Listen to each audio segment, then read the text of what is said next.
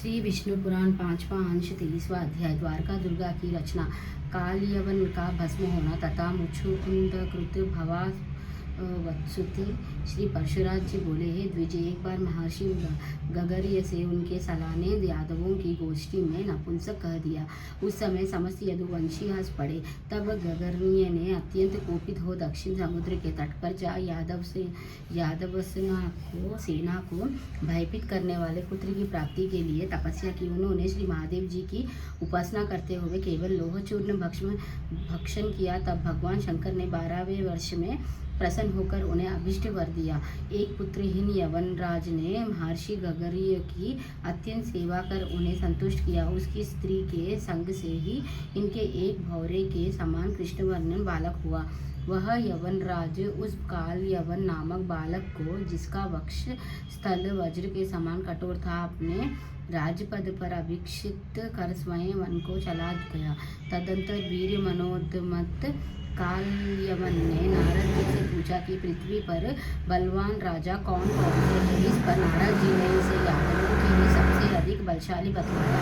यह सुनकर काल यवन ने हजारों हाथी घोड़े और रथों के सहित सहस्त्रों करोड़ों से सेना साथ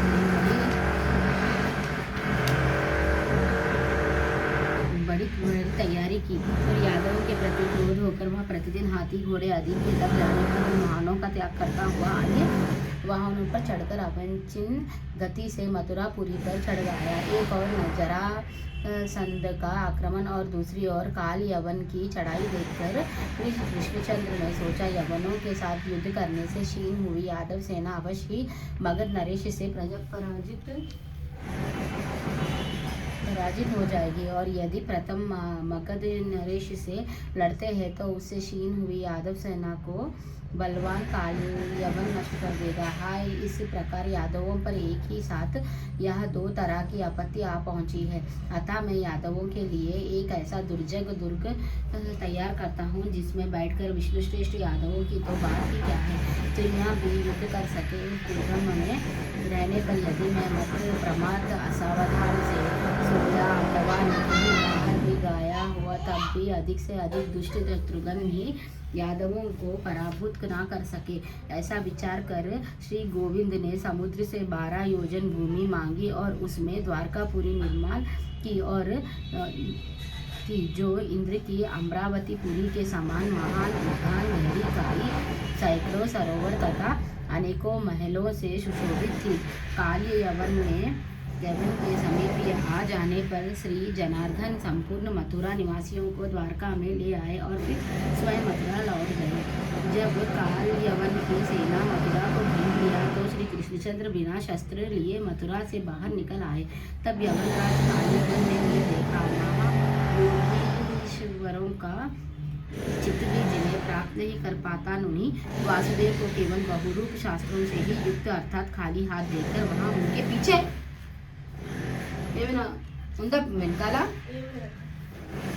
दौड़ा।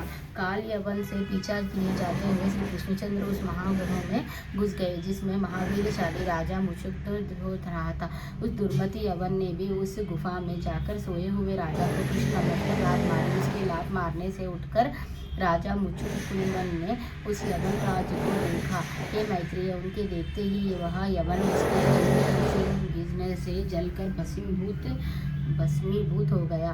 पूर्व काल में राजा मुचुकुंद देवताओं की गौर से संग्राम में बैठे असुरों को मार चुकने पर अत्यंत निर्दयलु होने के कारण देवताओं से समय तक सोने का वर मांगा था।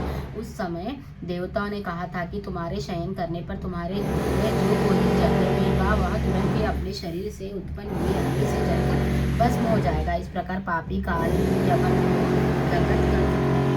राजा मुचुकुंद ने श्री मधुसूदन को दिखा देकर भगवान कहा, मैं चंद्रवंश के अंतर्गत युद्धकुल में वासुदेव जी के पुत्र रूप से उत्पन्न हुआ हूँ। तब मुचुकुंद को वज्र गगर्य मुनि के वचनों का स्मरण हुआ। उनका स्मरण होते ही उन्होंने स्वरूप सर्वेश्वर श्री हरि को प्रणाम करके कहा, है परमेश्वर, मैंने आपका जान लिया है। आप साक्षात भगवान विष्णु के अंश है। पूर्व काल में गगर्य मुनि ने कहा था कि इस युद्ध में द्वापर के अंत में युग में श्री हरि का जन्म होगा। निसंदेह आप भगवान विष्णु के अंश हैं और मनुष्यों के उपकार के लिए ही अवतीर्ण हुए हैं। तथापि मैं आपके महातेजों को सहन करने में समर्थ नहीं हूँ। भगवान आपका शब्द सजल मेघा की घोर गर्जना के समान अति गंभीर है तथा आपके चरणों से पीड़ित होकर पृथ्वी झुकी हुई है। हे देव, देवासुर महासंग्राम में दैत्य सेना के बड़े बड़े युद्धगण भी तेरा तेज नहीं सह सके थे और मैं आपका तेज सहन नहीं कर सकता। संसार में पतित जीवों के एकमात्र आपके परम आश्रय लिए शरणागतों का दुख दूर करने वाला आप प्रसन्न होइए और मेरे मंगल नष्ट कीजिए। आप ही समुद्र, आप ही पर्वत, आप ही नदियाँ और आप ही वन है तथा आप ही पृथ्वी, आकाश, वायु, जल, अग्नि और वन है। आप ही बुद्धि, अवकृत प्राण और प्राणों का अधिष्ठता पुरुष है तथा पुरुष से भी परे जो व्यापक और जन्म तथा विकार से शून्य तत्वा है वह भी आप ही है। जो शब्ददि से रहित, अजर, अमेय, अक्षय और नाश तथा वृद्धा से रहित है वह अध्यात्महीन ब्रह्मा भी आप ही है। आप ही से देवता, पितृगण, यक्ष, गंधर्व, किन्नर, सिद्ध और अप्सरागण उत्पन्न हुए हैं। आप ही से मनुष्य, पक्षी, सरीसृप और मृग आदि हुए हैं तथा आप ही से संपूर्ण वृक्ष और जो कुछ भी भूत भविष्यत चराचर जगत है वह सब कुछ है। हे प्रभु, मूर्त, अमृत, स्थूल, सूक्ष्म तथा और भी जो कुछ है वह सब आप जगत करता ही है। आपसे भिन्न और कुछ भी नहीं है। हे भगवान, तापत्रय से अभिभूत होकर सर्वदा इस संसार चक्र में भ्रमण करते हुए मुझे कभी शांति प्राप्त नहीं हुई। नाद जल की आशा से मृग तृष्णा के समान मैंने देखो को ही सुख समझकर ग्रहण किया था, परंतु वे मेरे संताप के ही कारण हुए। हे प्रभु, राज, पृथ्वी, सेना, कोक्ष, मित्र, पक्ष, पुत्रगण, स्त्री तथा सेवक आदि और शब्दादि विषय, इन सबको मैंने अविनाशी तथा सुख बुद्धि से ही अपनाया था, किंतु हे ईशा परिणाम में वे भी दुख रूप सिद्ध हुए। हे नाथ, जब देवलोक प्राप्त करके भी देवताओं को मेरी सहायता की इच्छा हुई तो उस स्वर्गलोक में भी नित्य शांति कहाँ है। हे परमेश्वर, संपूर्ण जगत की उत्पत्ति को आदि स्थान आपकी आराधना किए बिना कौन शाश्वत शांति प्राप्त कर सकता है। हे प्रभु, आपकी माया से मूढ़ हुए पुरुष जन्म, मृत्यु और जरा आदि संतापों को भोगते हुए अंत में यमराज का दर्शन करते हैं। आपके स्वरूप को न जानने वाले पुरुष नरकों में पड़कर अपने कर्मों के फलस्वरूप नाना प्रकार के दारुण कलेश कर पाते हैं। हे परमेश्वर, मैं अत्यंत विषय हूँ और आपकी माया से मोहित होकर महत्व भी मानने के घड़े में भटकता रहा हूँ। वही मैं आज आप पर और अप्रेम्य परम पद रूप और परमेश्वर की शरणों में आया हूँ, जिससे भिन्न दूसरा कुछ भी नहीं है और संसार भ्रमण के खेद से भिन्न चित्त होकर मैं